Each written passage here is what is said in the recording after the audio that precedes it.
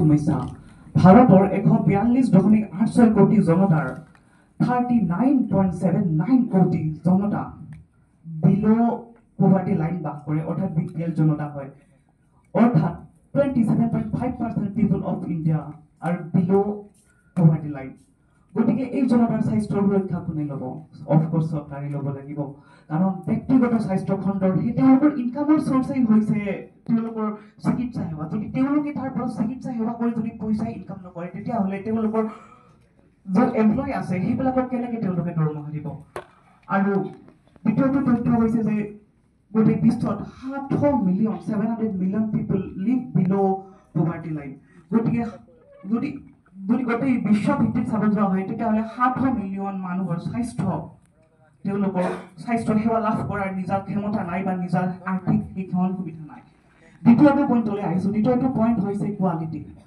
বৰ্তমান ভাৰতত যিমান কেইখন এইমছ আছে সেইকেইখন হৈছে সবাতোকৈ উচ্চত মানৰ চিকিৎসা প্ৰদানৰ এক অনুষ্ঠান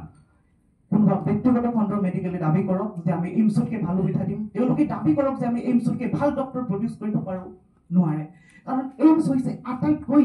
উচ্চ মানৰ সেৱা প্ৰদান কৰা এক অন্যতম প্ৰতিষ্ঠান অকল এইমছে নহয় চাব গ'লে যিমান চৰকাৰী মেডিকেল কলেজ আছে সকলোৱে বৰ্তমান সবাতোকৈ উন্নত মানৰ চিকিৎসা প্ৰদান কৰি আহিছে সেইটো লাগিলে কেঞ্চাৰৰ ট্ৰিটমেণ্টেই হওক নাইবা অন্য মাৰাত্মক ট্ৰিটমেণ্টেই হওক মই তৃতীয়টো পইণ্টলৈ আহিছোঁ সেইটো হৈছে চৰকাৰৰ আঁচনিসমূহ যেনে প্ৰেগনেণ্ট উইমেনক ফ্ৰী ভেকচিনেশ্যন দিয়া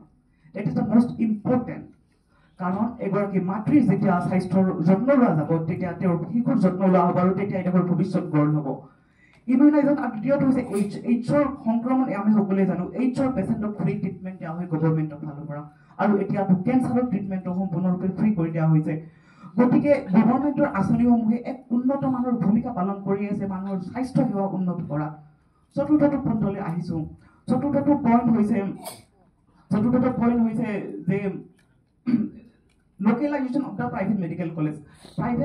not only medical college private hospital or nursing homes but hospital বা nursing home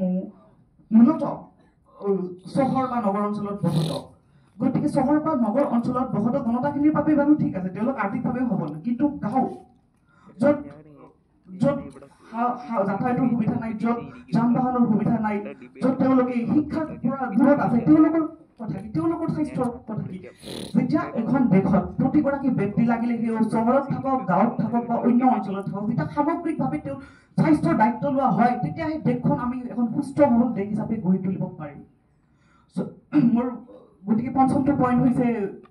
যে এথিকেল ভেলিউজ এজন ডক্টৰে যদি যেতিয়া দুজন ৰোগীৰ মাজত স্বাৰ্থ কৰে যে মই গভৰ্ণমেণ্ট হস্পিটেলত বহি আছোঁ মই ভালকৈ নাচাওঁ মই প্ৰাইভেট হস্পিটেলত বহি আছোঁ মই ভালকৈ চাম কাৰণ ইয়াৰ পৰা মোৰ ৰেভিনিউ বেছি হয় তেতিয়াহ'লে তাতেই ডক্টৰ হোৱাৰ ভেলুটো হেৰাই পেলায় কাৰণ উই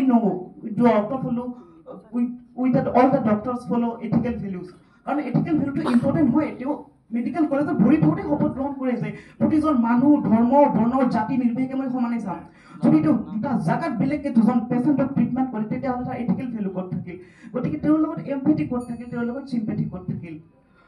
গতিকে মই সকলোকে ক'ব খোজোঁ health for all is a right not a privilege thank you everyone